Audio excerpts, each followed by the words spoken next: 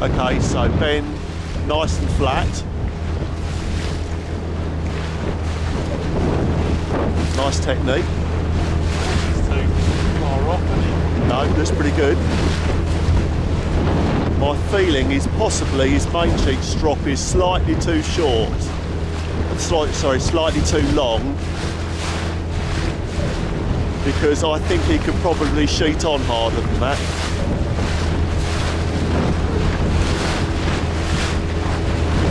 David, could you just go to windward on him slightly?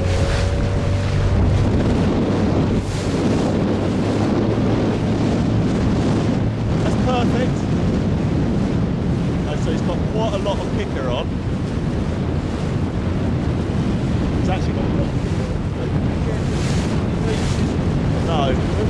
No, it's not. Yeah. Okay.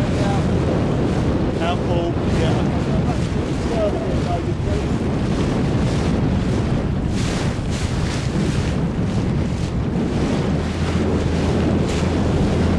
Okay, and the out pull is too tight.